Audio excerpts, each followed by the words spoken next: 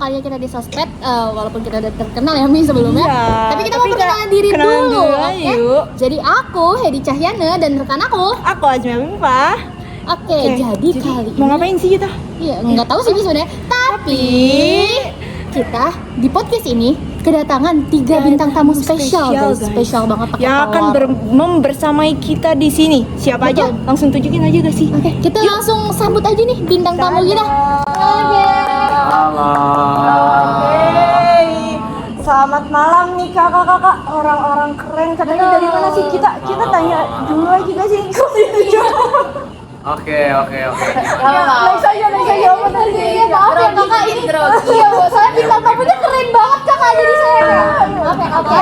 Mungkin boleh perkenalan diri dulu karena penonton sosmed nggak tahu nih Pasti kakak ini excited siapa. banget guys. Iya. Oke, boleh perkenalan diri dari siapa? Boleh mungkin dari aku dulu boleh ya teman-teman. Nah jadi sebelumnya aku mau ucapin terima kasih banyak Sama-sama. kepada teman-teman Tikes yang udah mengundang aku. Aku senang banget karena ini kan yang kita tahu emang podcast yang terkenal gitu. Dan aku juga sempat kepikiran gitu aku pengen ada di podcast ini gitu. Buat ngasih sharing-sharing ke teman-teman gitu di Tikes. Jadi kenalin, nama aku Andika Rizky, aku dari SKPM 61 angkatan 2024. Oke, keren banget nih anak SKPM. Dari mana kak? Kampus mana? Dari IPB. Iya, SKPM ini kebetulan satu-satunya Kak, cuma dari IPB doang Bener di Indonesia. banget. Keren. Saja, oke, Oke, terima kasih para kakak nih. Aku mau izin perkenalkan juga. Nama aku Muhammad Fatih Anwari. Bisa panggil Fatih dari SKPM juga IPB 61 bareng juga. Oh, sekelas ya Kak? Sekelas? Iya, betul. Keren banget sih. Oke, mungkin boleh lanjut bintang sama kita. Ya, halo semuanya. Nama aku Syahnaz. Aku juga sama nih sekelas sama Fatih sama Dika dari SKPM 61. Kayaknya ini satu kelas orang-orang keren semua guys. Kita mengundang orang-orang hebat. Jadi malu. Oke, mungkin mau Sebenarnya kita ngundang mereka tuh mau ngapain ya? Ngapain ya? Haha. Sabar guys. karena Jadi- terhubung nih sama kita tuh sama anak-anak SKPM yang Betul. mana kayak Berhubungan banget sama masyarakat, pengembangan masyarakatnya. Betul ya Kak? Betul ya? Turun lapang ya. Nah, oh itu ininya ya. Oh, ada lagunya. Oh, ada Ada. lagunya. Oke, mungkin nanti di lain hari kita bikin satu video yang Isinya nyanyi SKPM buat kali podcast ya Kak, buat di Iya. podcast. Oke. Mungkin kita jelasin dulu ya Kak, hari ini kita tuh mau ngapain sih sebenarnya di podcast Tio ini. Oke. Jadi hari ini aku sama Ami mau open discuss nih Kak, terkait masalah yang sangat-sangat happening banget nih sebenarnya di Indonesia ya. Apalagi kemarin ada demo gitu ya Kak, secara besar-besaran. Kayak udah familiar banget gak sih sama Iya, mereka apalagi orang-orang sangat keren ini? familiar banget lah sama kakak, mungkin kakak udah pernah keluar mengenai hal ini. Maaf nggak bicin, Ada musik. nggak bicin. Oh, iya, iya. Tadi yang udah Ada bilang. backsound-nya ya? Oke. Unik juga ya di sini ya. Makin besar kan Kak, mahal gitu. Unik banget sih ya. Iya. Oke, mungkin udah berhenti yuk. Iya, iya. jadi ada satu masalah nih Kak, Oke. yaitu ketimpangan. Ini pasti kakak udah familiar banget dong, udah Iya, pernah betul. belajar kan, pasti di SKPM. Mungkin boleh kakak cerita, menurut kakak nih ketimpangan di Indonesia ini gimana gitu Kak, tanggapan kakak? Kalau menurut aku sendiri sih, pandangan aku emang ketimpangan di Indonesia itu terutama pembangunan gitu. Nah dalam hal pembangunan ini banyak banget ketimpangan antara daerah yang dijangkau oleh si pejabat ini, yang di kota sama di desa itu emang ketara banget pembangunannya. Apalagi banyak banget dana-dana yang nggak sampai teman-teman. Jadi kayak dananya itu cuman di situ-situ aja. Emang katanya Korupsi gitu ya Kak? Oke, mungkin lanjut. Iya. Iya, jadi gitu. Buat pembangunan kayak ada infrastrukturnya masih belum merata, banyak banget faktor yang sangat kompleks lah gitu kalau mau jelasin. Gitu. Kalau dari kakak Fatih sendiri Oke. gimana nih Kak, tanggapan kakak? Oke, jadi kalau aku bakal ngejelasin secara definisi ketimpangan aja lah ya. baik. Dari Boleh, secara boleh. contoh kan Boleh Dika udah banget. ngasih tahu nih. Nah, jadi ketimpangan yang menurut aku itu adalah ketidakseimbangan atau kesenjangan lah yang ada dalam masyarakat. Entah itu dari segi sumber daya, entah itu dari segi ekonomi, ataupun dari infrastrukturnya. Paling itu sih ketimpangan yang menurut aku bisa jelasin. Kalau kakak Shanas mau kasih tanggapan? Ya, mungkin kalau dari aku sendiri ketidaksetaraan itu itu masih Ketimpangan, Kak. Ketimpangan, Kak. Iya, ketimpangan sama tidak kesetaraan ya. Ya, sama sih, Oh, sama iya, sih, bisa. sama. Aduh, Akses, ahli nih, maksudnya- ahli. Maksudnya ada tidak saran akses. Maaf, Kak, maaf. Aku based on data ya. Oke, siap. Jadi berdasarkan emang data juga masih banyak HDI atau Human Development Index ya di desa-desa itu masih rendah gitu. Oke. Mungkin kayak udah dimention ya kayak mengenai Timpangan ketimpangan yang sosial terjadi gitu ya, Indonesia, Kak, baik di Kak. desa, Oke. itu seperti apa gitu ya, Kak. Iya. Mungkin aku pengen nanya sih, Kak, sebenarnya Kak tahu nggak sih faktor-faktor yang menyebabkan nih, kayak kenapa Oke, di Kak, desa itu sebentar, bisa Kak. terjadi ketimpangan? Sebelum ke faktor, kita mungkin tanya dulu gak sih yang mereka tahu ketimpangan sosial itu tuh saat ini lagi happening di mana gitu? Oh, boleh, Boleh gak sih mungkin ya dijawab mungkin Kak. Dari kakak diketahui sama boleh. kakaknya gitu. Oke, kalau dari yang aku ketahui, ketimpangan sosial itu dari datanya ya, itu ada di Kalimantan. Nah, di Kalimantan itu masih di bawah 2 digit, dia masih di angka 9%-an gitu. Tapi untuk ada pulau selain Kalimantan, ada 4 pulau itu kalau tidak salah, ada Sumatera, ada Jawa, ada Bali, ada NTT, itu udah 2 digit. Itu di rentang 12 sampai 20% dari penduduk yang ada di pulau tersebut gitu. Jadi udah cukup besar. Mungkin karena pulau-pulau ini juga sebagai pusat perekonomian kali ya. Betul, Kak. betul. Jadi pembangunannya tuh lebih maju dibandingkan daerah yang lainnya gitu ya, Kak. Iya. Pembangunannya maju tapi ketimpangannya juga tinggi. Oh, Oke. oke, mungkin dari Kakak. Kalau aku bisa menjawab tuh based on jurnal, tadi aku banget baru Wah, baca nih aduh. jurnal yang Emang emang beda orang aku itu, rasa Benny. oh ini kayaknya beneran datanya deh, ini soal terbaru banget. Jurnal ini tuh menjelaskan bahwasannya ada 3 elemen penting gitu dalam ketimpangan. Yang Kak, pertama musiknya banyak Maaf ya Kak. oh iya, ada desa, terus ada data presisi dan juga ada pemuda. Yang mana desa itu kalau misalkan aku baca di sini menghadapi masalah serius ketimpangan tinggi yaitu 0,4 sampai 0,5. Terus pengangguran yang tinggi juga yaitu 9,9 sampai 22%. Terus dan rendahnya IPM 53,84 sampai 68,25. Desa juga sering hanya dijadikan objek pembangunan bukan subjek. Data presisi itu juga menjadi sebuah ketimpangan yang sekarang dilihat gitu ya di dalam Ya, jurnal ini, jadikan sebuah penelitian itu dilakukannya secara top down masih.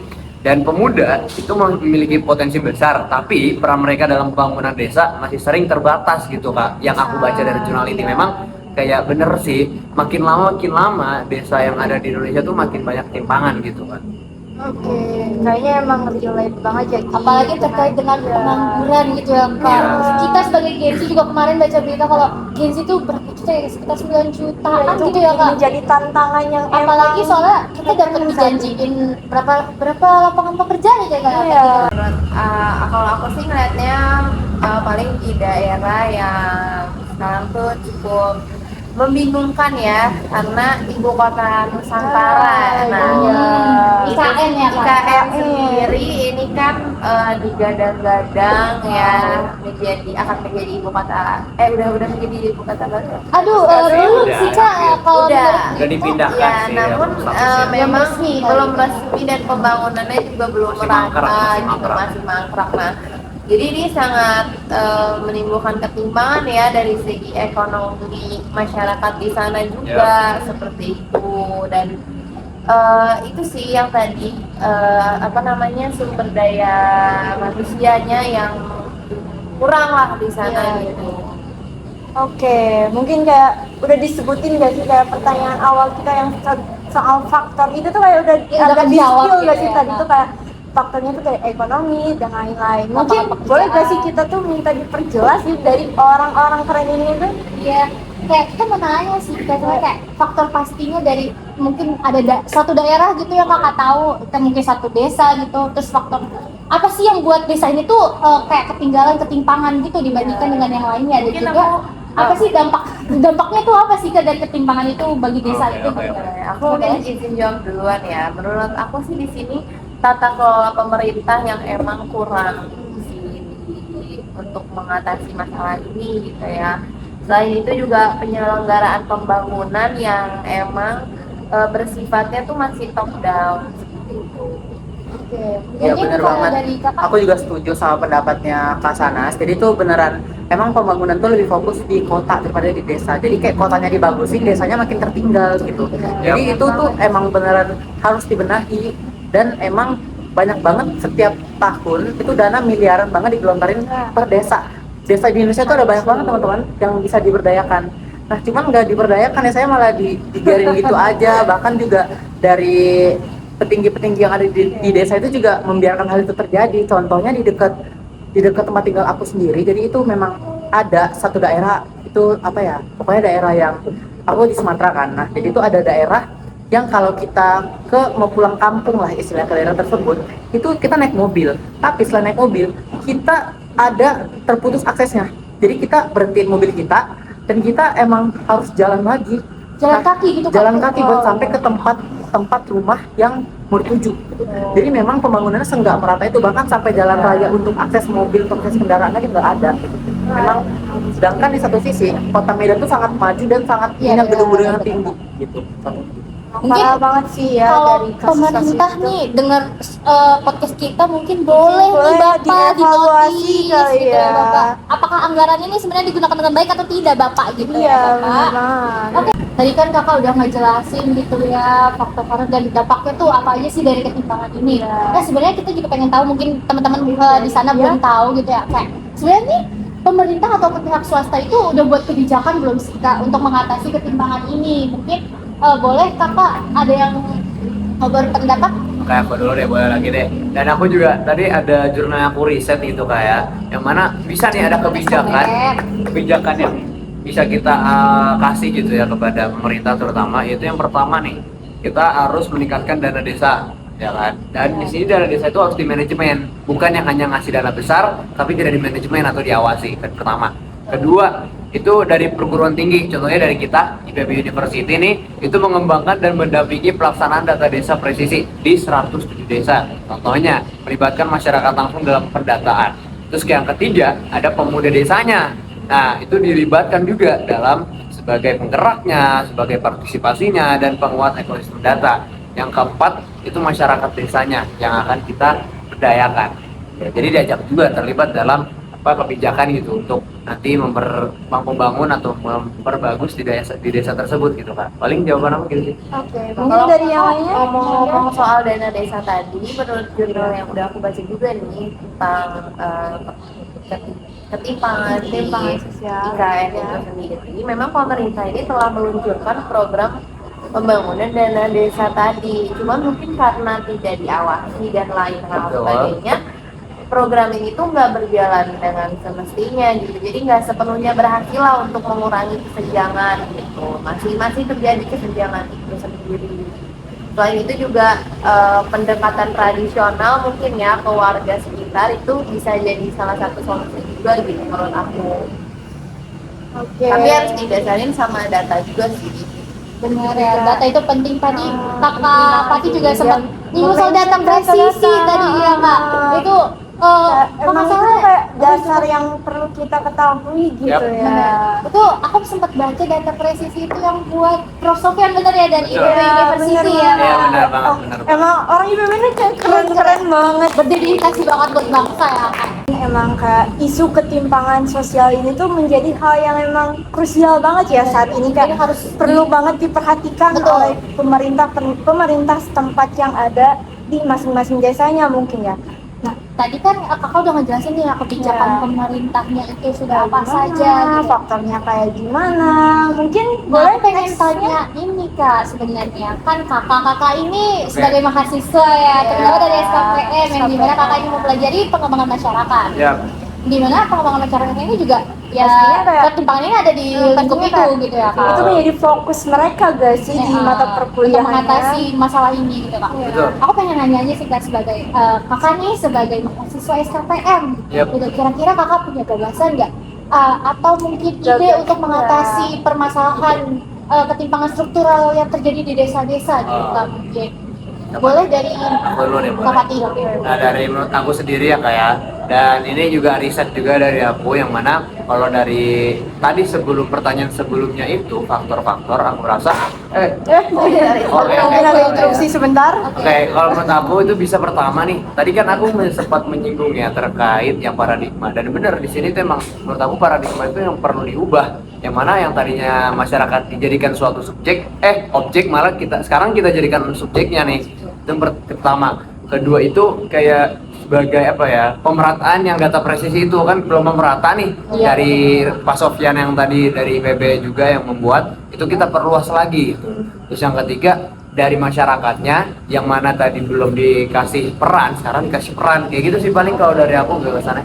Mungkin kalau dari Kalau aku sendiri pakai itu tadi sih yang data presisi tadi. Jadi data desa presisi ini nanti dihasilkannya melalui metode, kalau yang aku baca ya, yaitu nama metodenya drone participatory mapping. itu gimana tuh Kak? Gimana? Apa tuh Kak? Boleh dijelaskan Soalnya untuk awam kita Untuk gitu. memperoleh data yang akurat dan komprehensif tentang ketimpangan spasial di tingkat desa. Jadi ya data yang dihasilkan lebih akurat lah gitu. Lebih detail gitu ya Kak? Bener banget Banyak aku. aspek-aspeknya sih, banyak faktor-faktor lainnya. Ya aku setuju banget sama pendapat yang Sanas. Jadi memang kita harus dapetin dulu data apa yang diperlukan sama satu desa. Karena memang banyak banget pembangunan yang dari data juga aku dapetin. Pembangunan itu yang justru yang rakyat itu nggak butuhin, itu yang dibangun. Contohnya apa? Kayak ya buat bangun tugu gitu kan. Emang tugu lebih penting daripada pembangunan jalan. Atau mungkin malah dananya dipakai buat yang lain tuh kayak sound forek gitu kan. Aduh Kakak. Iya memang seperti itu. Jadi memang kita harus tahu dulu masyarakat kebutuhannya apa. Jadi perlu kita fokuskan untuk pembangunan. Nah, dari tadi kita udah mendengar segala informasi mengenai ketimpangan sangat sosial penting dari gitu ya. kakak-kakak keren dari IPB ini. Mungkin apalagi sih yang mau kita bahas tuh? Kayak Sebenarnya itu sebenarnya aja sih Mi.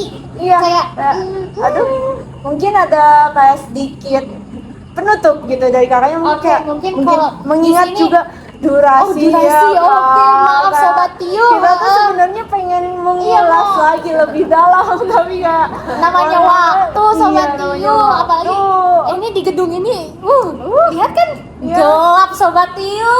Iya bener. Yuk, mungkin kayak Kayak- boleh dari masing-masing kakaknya tuh Avanti ya. memberikan closing Closing statement, Oke, closing oke. statement Kakak. Oke, jagonya nih Kak. kalau menurut aku sendiri itu closing statementnya ya semoga dari pemerintah sendiri apa yang kita suluhkan sekarang nih dalam video ini bisa terdengar ya sama kepada pemerintah terutama juga tadi gagasan yang kita kasih gitu ya. Semoga juga bisa menjadi sebuah dorongan kepada pemerintah sendiri gitu. Oh ini bener juga nih, siapa tahu emang kita ada salah di sini. Dan faktor-faktor yang tadi kita sebutkan juga menjadi sebuah kesadaran bagi pemerintahnya kalau ini faktor ini adalah sebuah faktor yang emang fakta, bukan kita coba buat-buat sendiri. Emang ada datanya kan, beneran teman-teman ya. benar. Datanya Itu- akurat gitu. Ya paling itu sih dari aku ada harapannya seperti itu kepada pemerintah.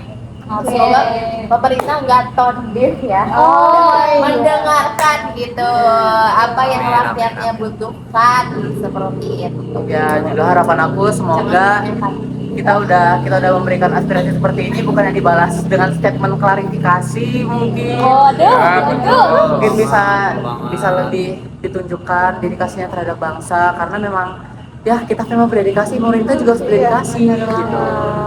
Harapan aku seperti itu, semoga Indonesia bisa lebih baik lagi dan semoga Amin. seluruh pembangunan jadi makin merata, pendidikan juga makin lebih baik lagi dan semoga masalah ketimpangan ini bisa cepat teratasi. Amin. Oke, mungkin boleh tepuk tangan dulu Kakak. Tangan dulu untuk orang-orang ketiga orang keren ini tuh udah bersedia gitu malam-malam gitu untuk Bener. datang ke podcast Tio.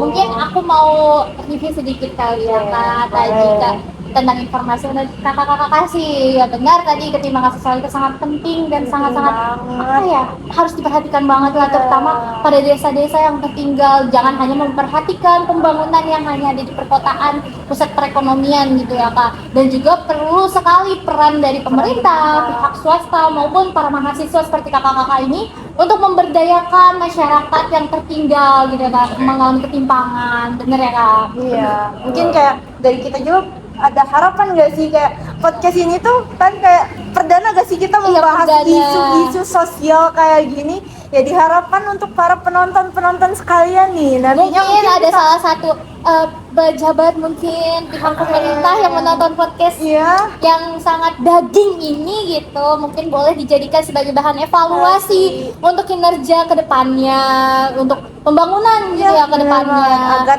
Indonesia menuju- menjadi lebih baik agar menuju tercapai Indonesia tujuan Indonesia Emas 2045 betul. iya. Dan juga aku harapnya janji-janji seperti pembukaan lapangan pekerjaan untuk sekian juta pekerja itu dapat terrealisasi secepatnya seperti itu. Oke. Sekian podcast Tiu Tiu hari hari ini ini. dengan bintang tamu yang sangat keren. So, see you in the next podcast. Tiu Podcast.